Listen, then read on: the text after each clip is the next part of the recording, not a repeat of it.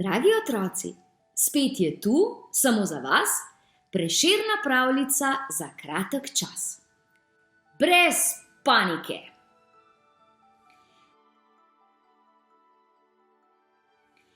Vilma, pisana kača velikanka, se je strašansko dolgočasila. Že celo večnost je bila zaprta v živalskem vrtu.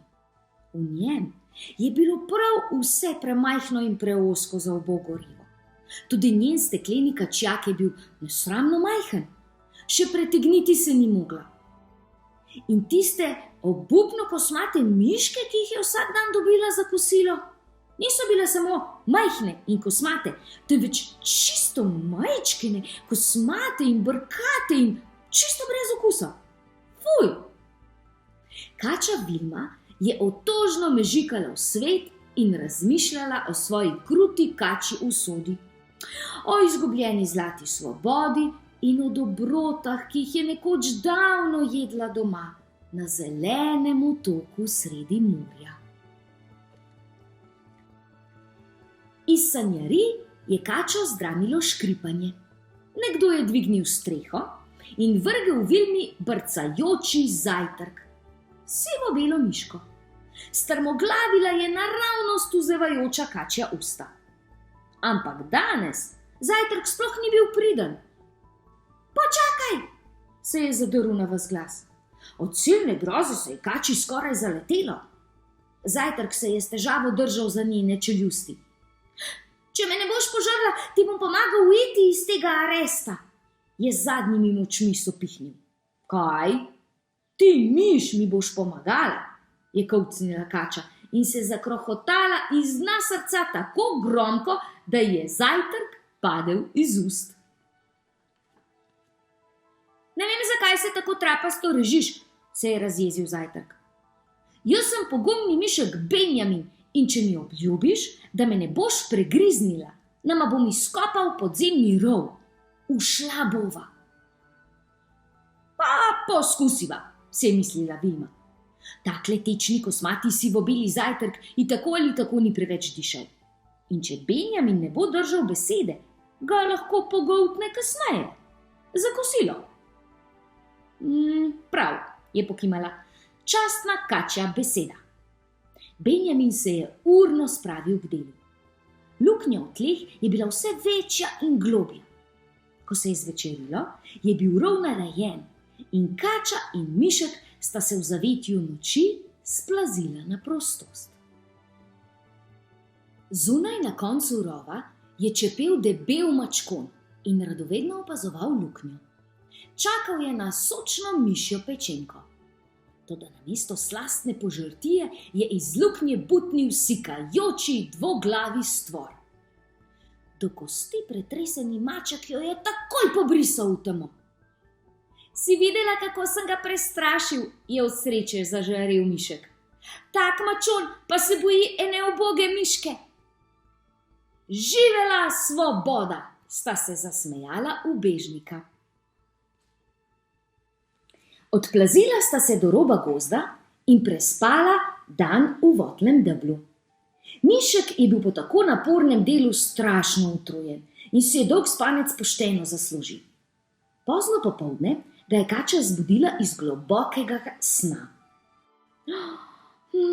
Gromozansko sem lačna, je potožila. Že 2 mišja obreda sem izpustila.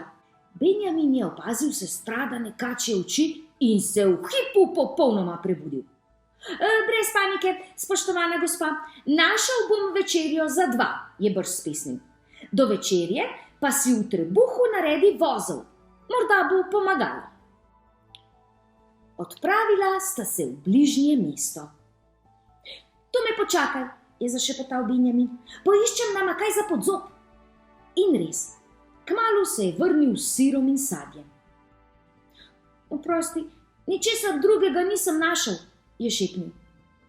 Kača je v trenutku pogoltnila ves plen. Ti si ena velika packa, veš, se je pritožil mišek. Sadje sem res prinesel zate, ampak sir bi pa z veseljem grizljal tudi sam. Zakaj se razburjaš, se je hahljala kača. Naredi si vozel v trebuščku. to menda pomaga.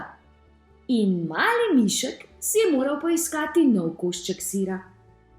Ko je bil končno sit, je Vilma predlagala: Pridi, Benjamin, igrajva se. Zvila, sfecljala in zvozljala se bom v kolo. Primi se za moj rep. Zvalila sta se po klancu navzdol prav do pristanišča.